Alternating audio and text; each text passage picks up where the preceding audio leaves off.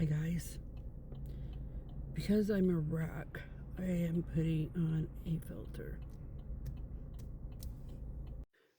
So as I was saying, I have to put a filter on this because I'm having a bad day. First it started with, today is the day I get my medicine filled. And I'm not going to go in detail about my medication, but I had talked to the nurse yesterday. She said then that she was calling in the prescription, but she didn't. I called today to the pharmacy to see if my prescription was ready, and they said we didn't get one. So I called my doctor's office, and whoever answers the phone, she needs to be educated on listening to the person on the other end. There's a time to speak, and there's a time to shut up. She needed to allow me to speak, and she needed to shut up. She said, we can't refill that because you don't have an appointment. I said, you do.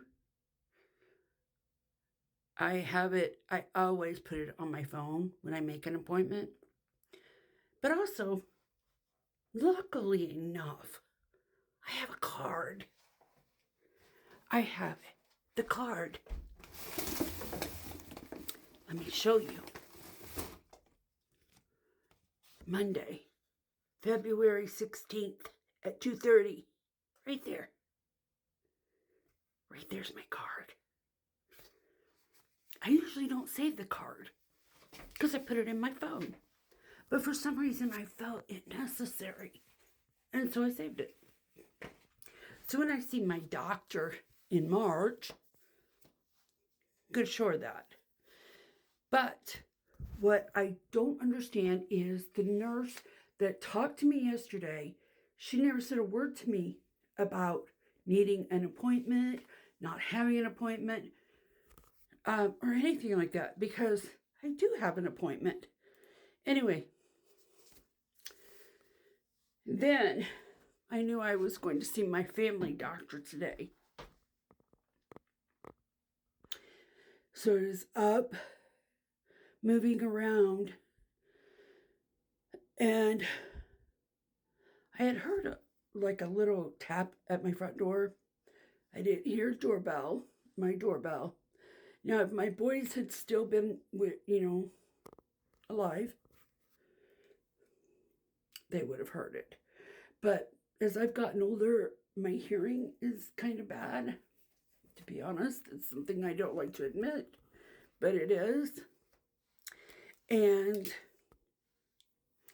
then I heard the tap again, but it was just really in a short period of time, like 30 seconds or less. And I didn't know who it was, and then I hear somebody coming in my house. Well, I went and grabbed a pew pew. Of course I did. And I was really hoping to see my husband standing there. But it wasn't. It was two men. Two big men. I said, what the fuck are you doing in my house? And they're like, let me say this real quick. We lease our house to a management company. We sold our home, our other house, like 6 years ago. And we've been leasing this house since then. And it's through a management company. They are supposed to give you like a 24-hour notice. I never received anything. But on top of that, I don't think you should be able to come into my house unless I open the door and let you come in. When you knock, I open the door and let you come in. Otherwise, don't come in my fucking house. And they were standing in my house. I was shocked. I was scared. In the early 90s, something tragic happened to me. And I don't want to go into detail, but it made me feel like that very vulnerable 23-year-old girl that I was. It scared the shit out of me, too. But more than anything, then I was mad. And I said, get the fuck out of my house right now. And the one bigger guy, he put up his hands. He's like, oh, wait. And I'm like, yeah, get the fuck out. He's like, no, we give you a notice. I said, no, you did not. You never gave me a notice. No, you did not. Now, the older man, he backed out because he knew they were wrong. But the younger man, he didn't know when to shut up.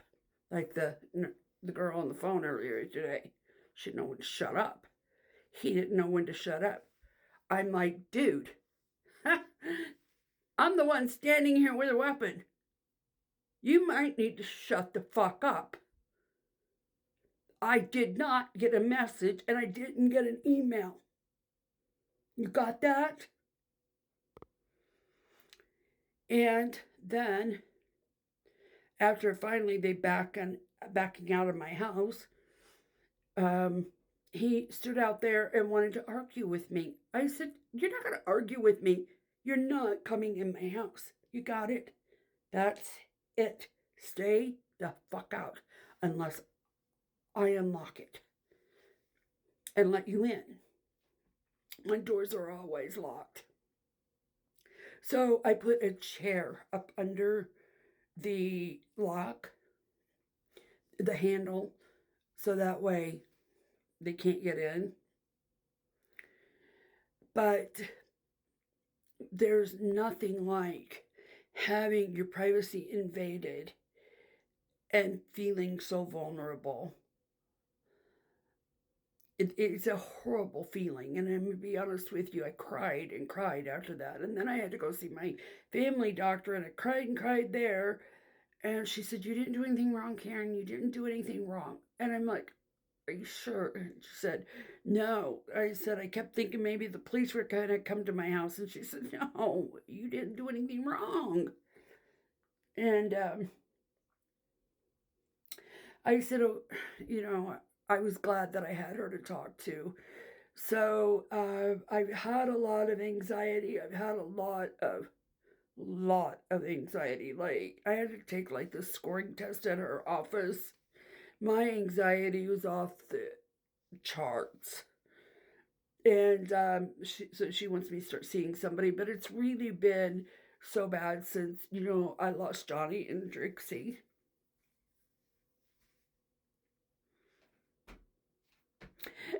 And they would have never let those guys come in the house. Because they would have heard them in something I just couldn't hear. And I hate being vulnerable and I hate crying, but I didn't hear them. I barely heard a tap. And by the time I got down there, they were already in my house. And it scared me. And it made me mad, like my eyes went black. I know. People say I saw red. No, I don't see red. I don't see anything. But I did see those two big guys standing there, and that's it. I don't see anything else.